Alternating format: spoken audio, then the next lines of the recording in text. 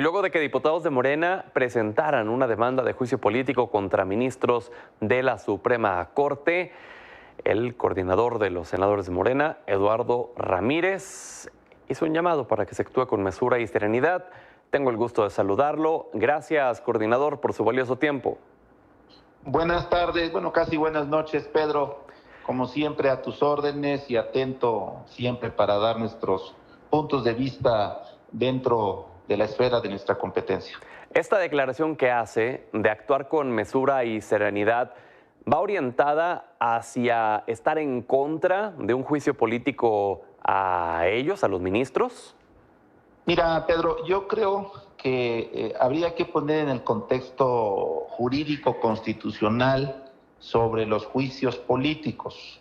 Un juicio político contra un servidor que está investido de autoridad constitucional, como es el caso de los ministros o impartidores de justicia, o legisladores o gobernadores, debe ser muy cuidadoso, porque aquí no es un juicio de procedencia por una posición política. Debe haber una falta grave que haya incumplido con su responsabilidad o en su defecto haya cometido un delito.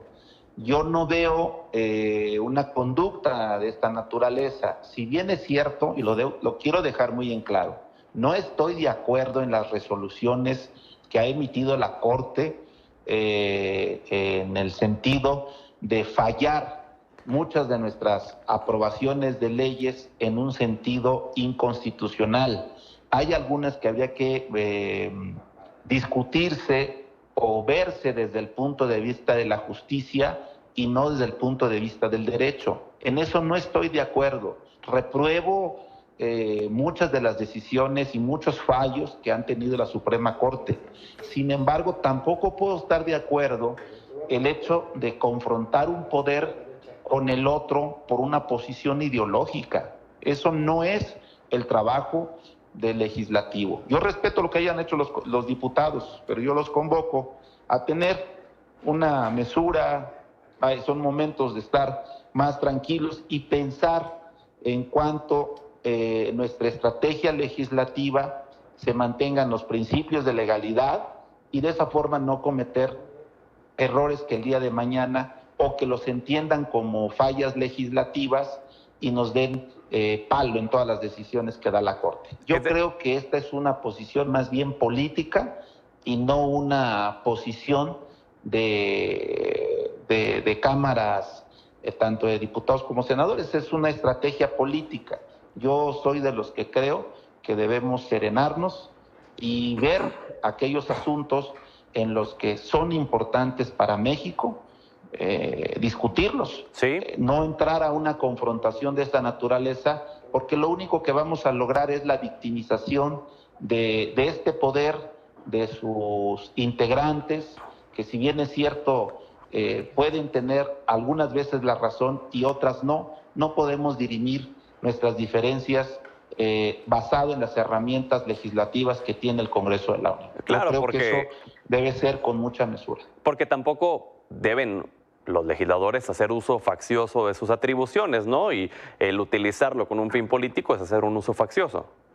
Exactamente, mira, en el Senado tenemos facultades para la desaparición de poderes en entidades federativas y en cuántos casos no se ha visto en distintos estados que prácticamente son estados fallidos, que no hay una buena impartición de justicia, que hay una ausencia de los gobernadores, que hay una complacencia de los congresos locales. Sin embargo, en el Senado hemos actuado con mucha mesura y yo creo que se debe actuar más en estos momentos que vamos a iniciar la definición de una sucesión presidenciable, que estamos hablando no en menos de 2 meses, ya está arrancando lo que es el 1 de septiembre, su proceso electoral, el Instituto Nacional Electoral. Aquí lo verdaderamente preocupante es que el INE sancione al Ejecutivo cuando no estamos en temporada de proceso.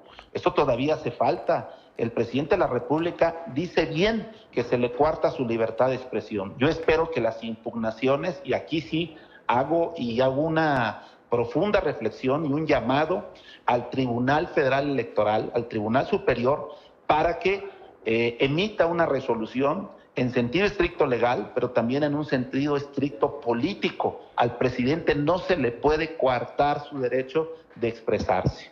Yo creo que aquí sí cabe el llamado a que se conduzcan como un árbitro de justicia electoral que no tiene un sesgo partidista, sino más bien debe acatarse a lo que las atribuciones que le da la Constitución Política de México. ¿Nos dice que entonces que el presidente no tiene un sesgo partidista? No, no lo tiene porque él está en su derecho de poder expresarse en todos los sentidos. No estamos dentro del marco legal del proceso. Cuando ya entremos dentro del proceso y ya arranque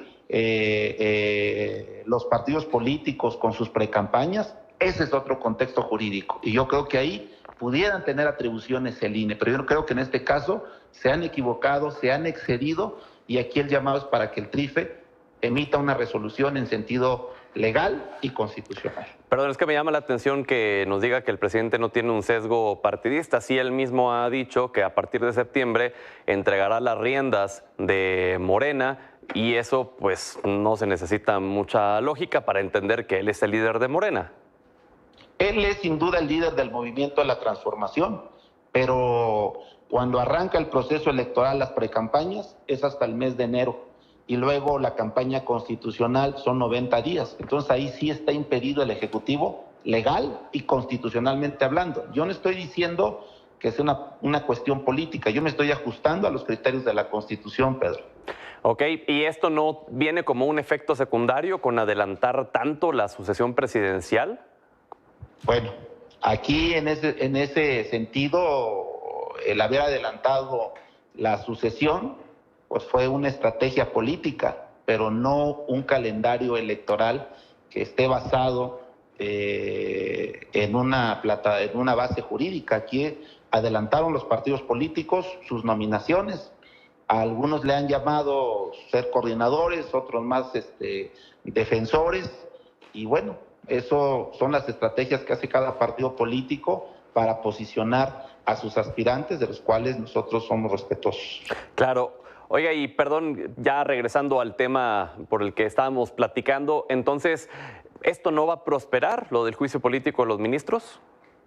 Mira, yo lo veo complicado, primeramente porque habría que ver cuál fue el criterio de un juicio de procedencia. Tendría que cometer un delito los 11 ministros o los ministros o las ministras. Una falta grave, yo no la veo. Ellos están actuando dentro del marco de su responsabilidad constitucional. No cabe este supuesto. Si se hace como una estrategia política, como para visibilizar este poder que no ha estado a la altura, bueno, esa es otra discusión. Pero una discusión de juicio de procedencia no cabe la posibilidad porque no estamos dentro del marco de una... se le dice dentro de una suposición o una hipótesis jurídica que hayan tenido ellos una irresponsabilidad o la falta grave o un delito. Claro, pues coordinador, como siempre un gusto poder platicar con usted. Gracias, Andrés. Buenas tardes.